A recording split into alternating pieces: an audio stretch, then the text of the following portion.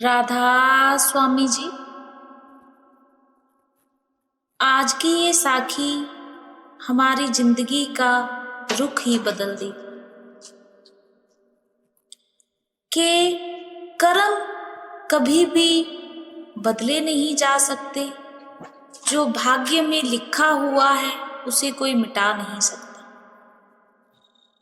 चाहे हम कितनी भी शिद्दत कर लें, कुछ भी कर लें, जो हमारी किस्मत में उस मालिक ने लिख दिया है, भाग्य में लिख दिया है, होने को कोई रोक नहीं सकता, कोई टाल नहीं सकता।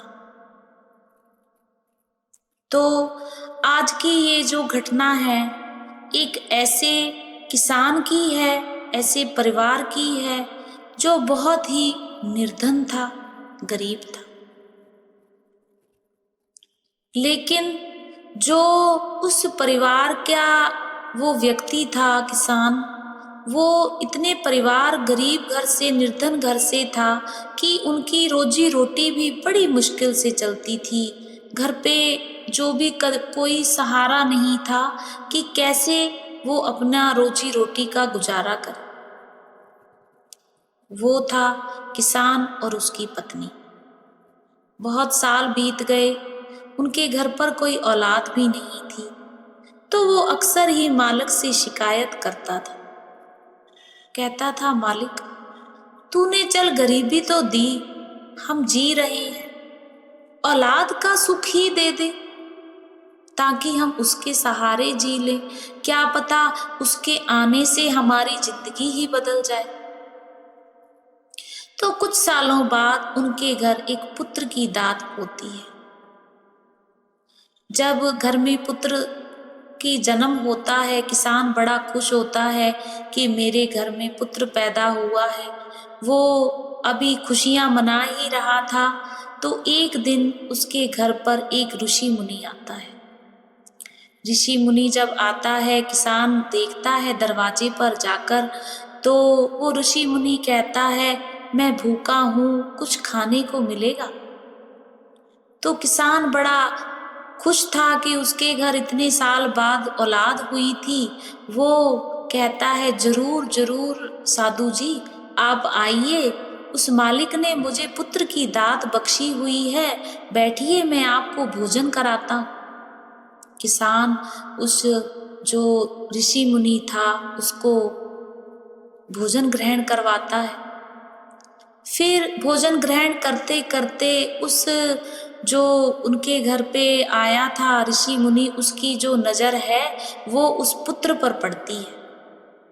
जब वो उस पुत्र को देखते हैं, उसके हाथ पर एक नीले रंग का निशान बना हुआ है, वो उसको देखते हैं तो वो कहते हैं कि हे किसान, हे मनुष्य, ये तेरा लड़का है, ये बहुत भाग्यशाली है, ये तो आने वाले समय में इस प्रजा का राजा बनेगा। किसान मुस्कुराता है। किसान कहता है, कैसी बातें कर रहे हो साधु जी, ऐसे कैसे हो सकता है? मैं मामूली सा किसान हूं, मेरा पुत्र राजा कैसे बन सकता है? तो वो साधु बाबा कहते हैं, नहीं, देखना, एक दिन ये इस प्रजा का राजा बनेगा। तो वो कहता है, असंभव। किसान कहता, असंभव, ऐसा हो ही नहीं सकता।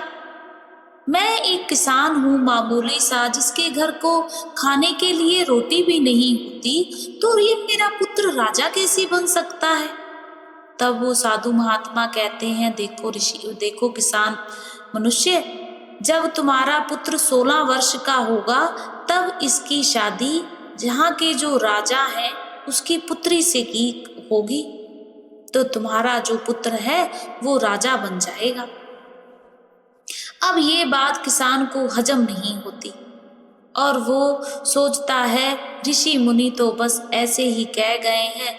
वो उसको भोजन ग्रहण कराते हैं और वो उनको आज्ञा देते हैं और ऋषि साधु जो है वो वहां से चले जाते हैं। एक दिन ऐसे ही ऋषि मुनि अपनी कुटिया में अपनी भक्ति में लीन थे, तो एक दिन वहां के जो राजा हैं उस प्रजा के जो राजा हैं वो सैर करते करते, शिकार करते करते हिरण का शिकार करते हैं। शिकार करते करते उनको प्यास लगती है। वो पानी पीने के लिए कुछ देखते देखते, भटकते भटकते उसी गांव में आ जाते हैं जहां पर उस किसान के घर एक पुत्र का भी जन्म हुआ था। जब वो वहां पर जाते हैं तो देखते क्या है कि एक कुटिया बनी हुई है। तो कुटिया के बाहर एक साधु बैठे हुए हैं। तो साधु वहां पर जो बैठे हैं उनसे जाकर वो कहते हैं, हे महात्मा, क्या मुझे पीने के लिए जल मिलेगा? तो वो साधु कहते हैं, अवश्य मिलेगा। तो वो जाकर अंदर से पानी लाकर उस राजा को दे देते हैं।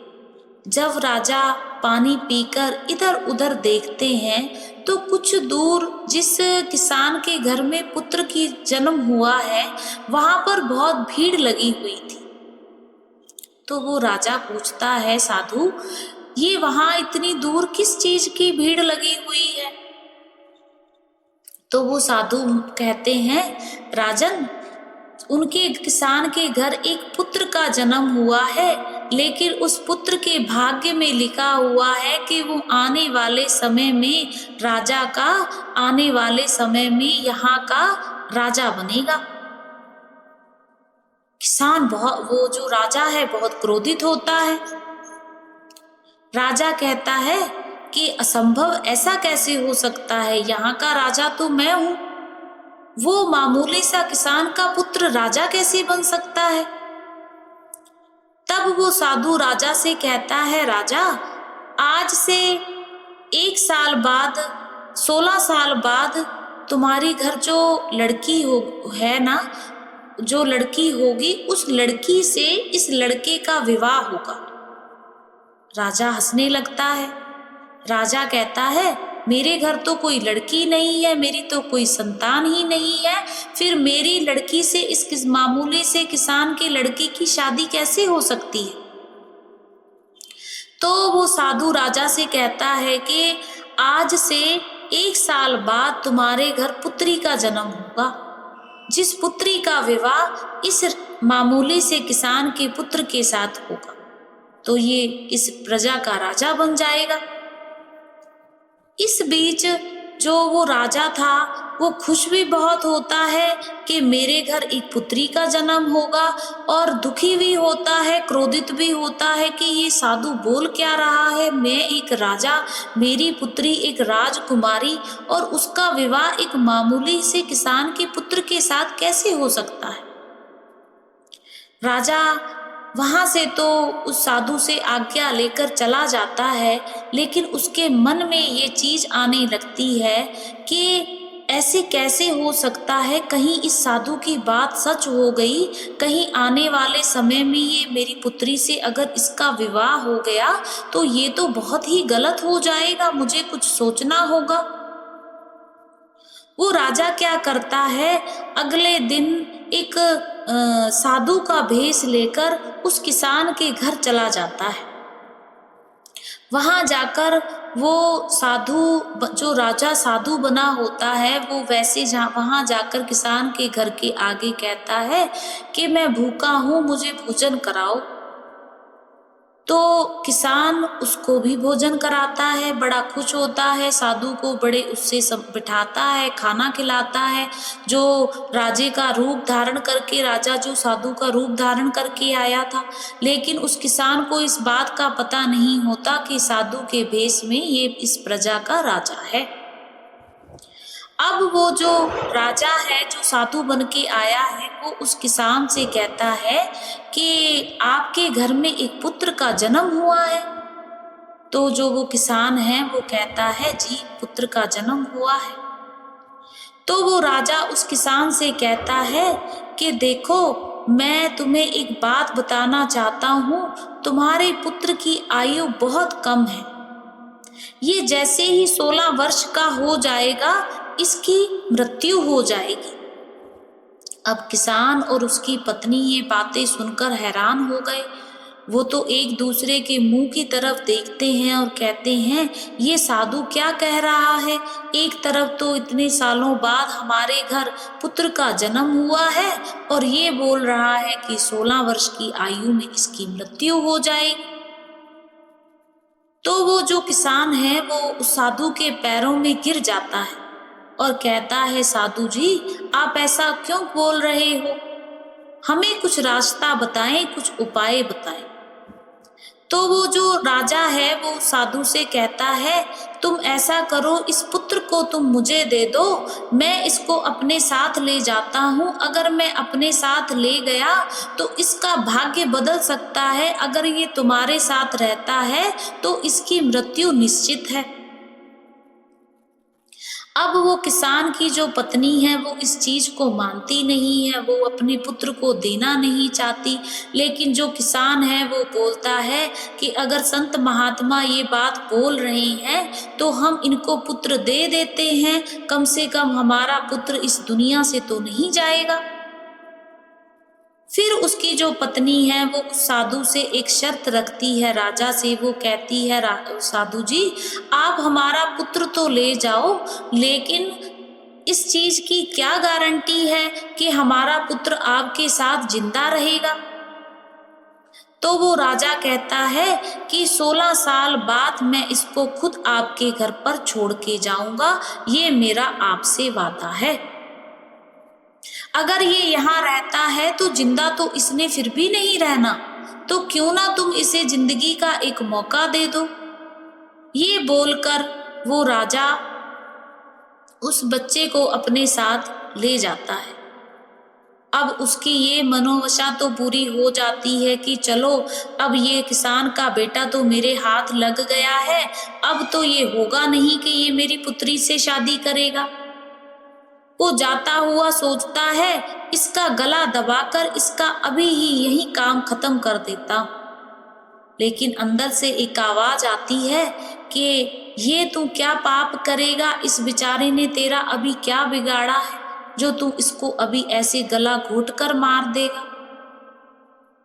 फिर उसके दिमाग में आता है, एक लकड़ी का बॉक्स बनाता हूँ, उसका मुंह खुला छोड़ दूंगा, इसे तालाब समुद्र में डाल देता हूँ, ये तैरता तैरता या तो मर जाएगा या कहीं यहाँ से दूर चला जाएगा, किसी दूसरे राज्य में चला जाएगा, तो मेरी पुत्री की शादी इससे होनी असंभव है।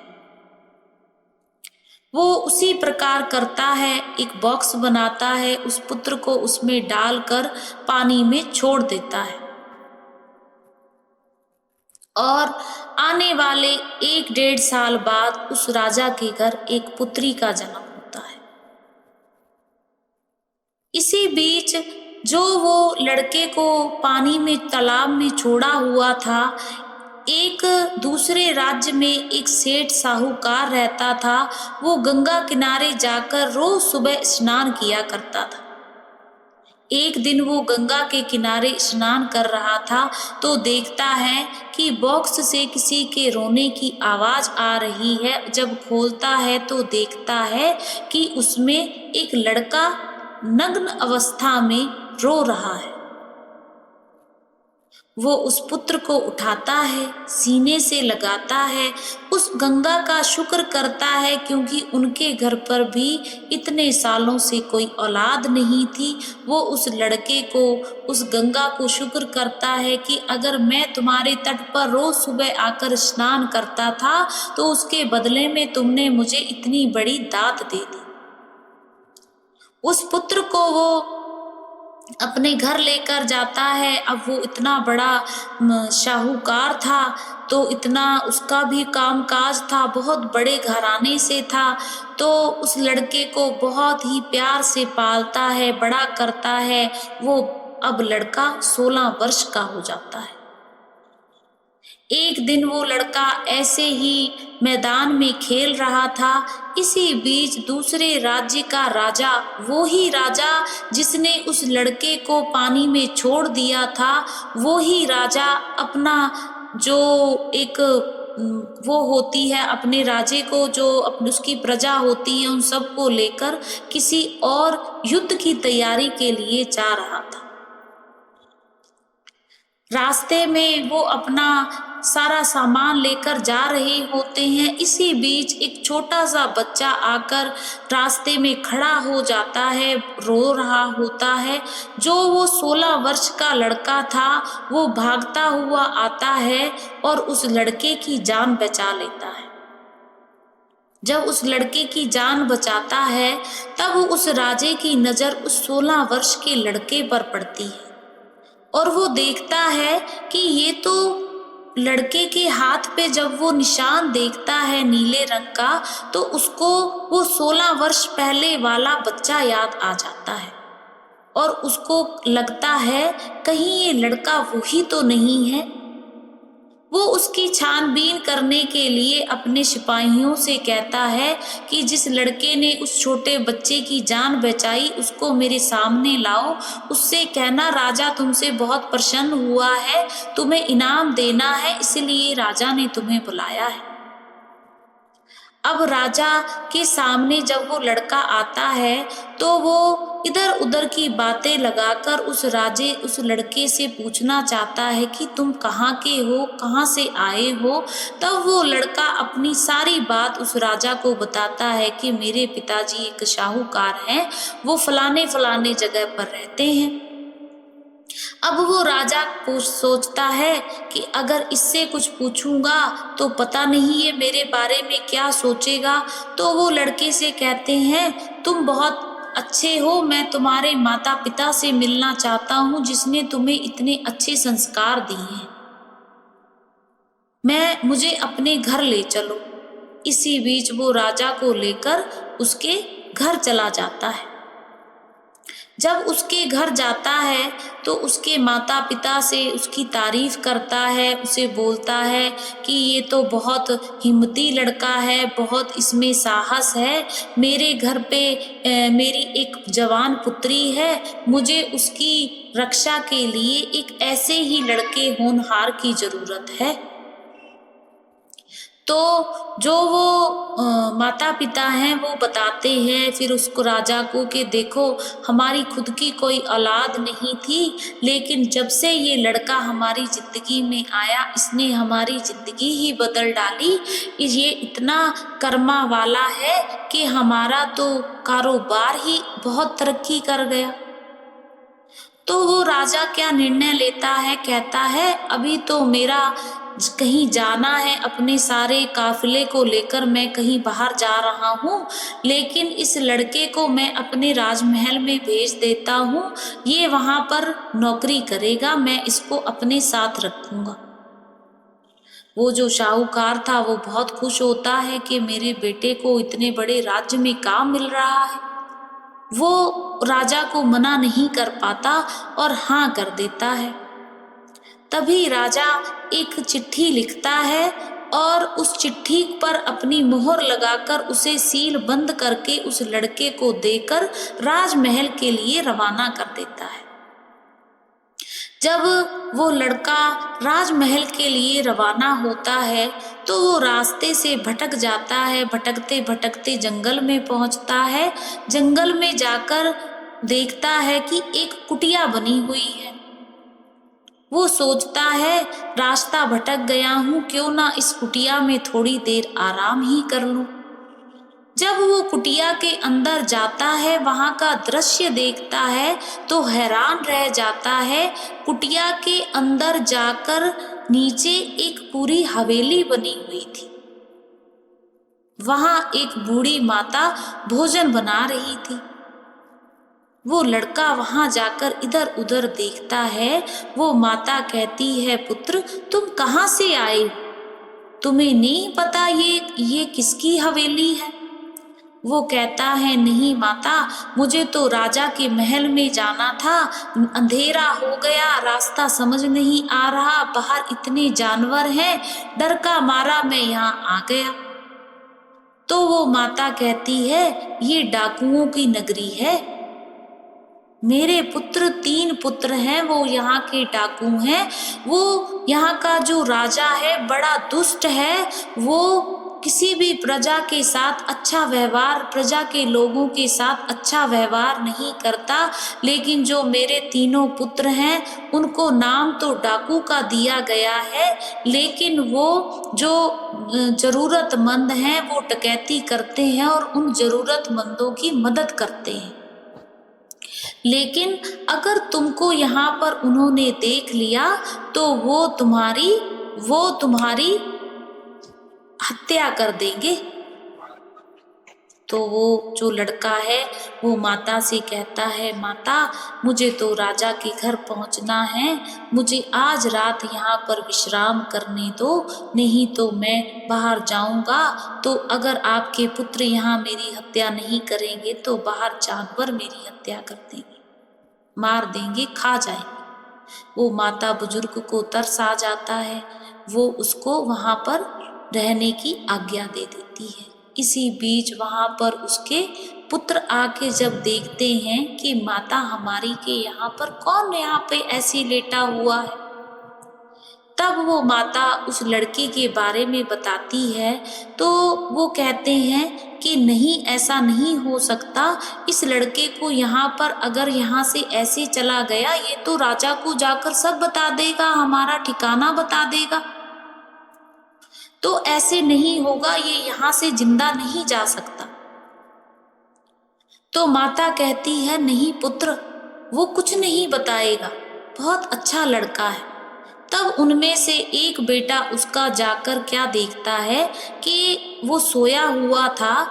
जब वो उसको मारने के लिए अपने म्यान में से तलवार निकालता है तो देखता है कि उसके पास में वो राजा के हाथ से जो मोहर वाला खत था उसके हाथ में था। अब वो मारने से पहले उसको उसके हाथ में उसकी नजर उस खत पर पड़ जाती है। वो धीरे से उस खत को खोलता है, देखता है तो उस खत में क्या लिखा होता है। उस खत में लिखा था, महारानी मैं अपने काफिलों को लेकर किसी युद्ध की यात्रा के लिए जा रहा हूँ। ये लड़का जैसे ही महल में पहुंचता है, इसको सैनिकों से कहकर इसकी उसी टाइम इसकी हत्या करवा देनी है। और हत्या क्यों करवानी है ये मैं आकर आपको बताऊंगा। जब ये चीज वो डाकू देखते हैं तो वो हैरान हो जाते हैं। वो कहते हैं, इतना दुष्ट राजा, लड़के को बहला कर के तुझे राजमहल में काम दिया जाएगा और इसकी हत्या की योजना कर रहा है। तो वो क्या करते हैं, उनकी माता कहती हैं, बेटा इसको तुम मत मारो, ये कुछ नहीं बोलेगा, तुम्हें अगर कुछ करना ही है तो उस राजा को सबक सिखाओ। अब वो क्या करते हैं, उस चिट्ठी को लिख देते हैं कि रानी ये जो लड़का है बहुत ही अच्छा होनहार है, जैसे ही ये महल में आ जाता है तुमने अपनी पुत्री का विवाह इस लड़के के साथ कर देना है। और ये क्यों करना है ये सारी चीजें मैं तुम्हें आकर बताऊंगा, पर तुमने आते ही इस लड़के का विवाह मेरी पुत्री के साथ करवा देना है।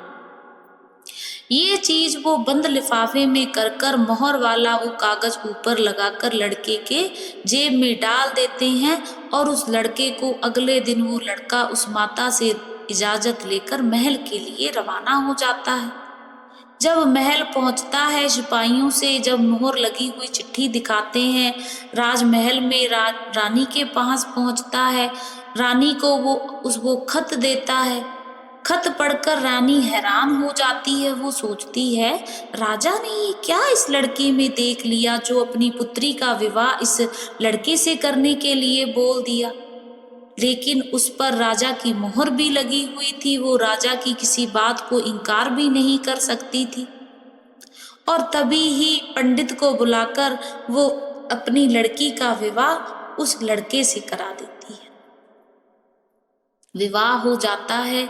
जब राजा महल में पहुंचता है, कुछ टाइम बाद वहां देखता है कि उस राजगद्दी पर वो लड़का बैठा होता है और वो देखकर हैरान हो जाता है।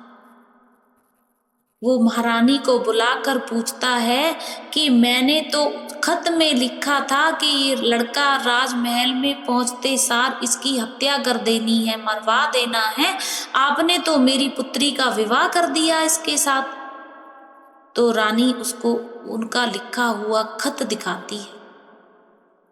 जब वो खत पढ़ते हैं तो वो हैरान हो जाते हैं। वो बोलते हैं कि ये तो मैंने लिखा ही नहीं था। अब लड़के को भी इस चीज का इल्म नहीं था कि राजा ने उस खत में लिखा क्या है, क्योंकि वो खत तो लड़के ने खुद नहीं पढ़ा होता, वो तो उन डाकुओं ने पढ़ा था। उन डाकुओं ने उस खत को बदल दिया था। तभी वो राजा अपनी म्यान में से तलवार निकालकर जब लड़के की गर्दन पर रखता है तो उसकी पुत्री आकर उसके सामने खड़ी हो जाती है और बोलती है, पिताजी, जिस के गर्दन पर आपने तलवार को रखा हुआ है वो इस टाइम कोई मामूली इंसान नहीं, आपकी पुत्री का पति है और इस प्रजा का राजा है। क्योंकि आपकी पुत्री, मैं एक लौती पुत्री हूँ, आपका कोई पुत्र नहीं है, तो आपकी मृत्यु के पश्चात यहाँ के राजा मेरे पति होंगे। तो आप आने वाले राजा की मृत्यु कैसे निश्चित कर सकते हो? आपको प्रजा छोड़ेगी नहीं।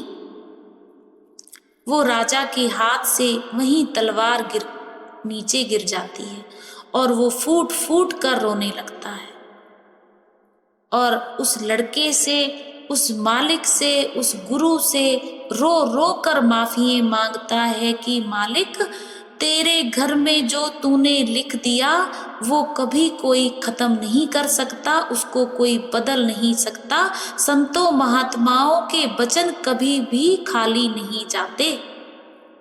उसको तब उस साधु की बात याद आई कि सच में उस साधु ने जो वचन किए थे, जो बोला था, वो सच हो गया। करनी ही ऐसी होती गई, बिंत ही ऐसी बनती गई कि मैं खुद ही चीजों को ऐसे करता गया कि वो लड़का खुद ही मेरे घर का जमाई बन गया, मेरी पत्नी का पति बन गया। मैंने तो इनको पहले दिन से ही मारने की कोशिश करी, ना तो इसकी मृत्यु हुई और ना ही ये मेरी पुत्री से दूर गया। मैंने तो रास्ते ऐसे बना दिए कि वो लड़का खुद मेरी पुत्री के पास आ गए। तो कहने का भाव क्या है कि कर्म कभी नहीं बदले जाते और भाग्य का लिखा कभी नहीं बदलता। ये साखी हमें बहुत प्रेरणा देती है, बहुत सीख देती है कि हमारा भाग्य कभी बदला नहीं जा सकता। जो हमने कर्म कर दिए उसका लेखा जोखा हमें देना ही पड़ता। राधा।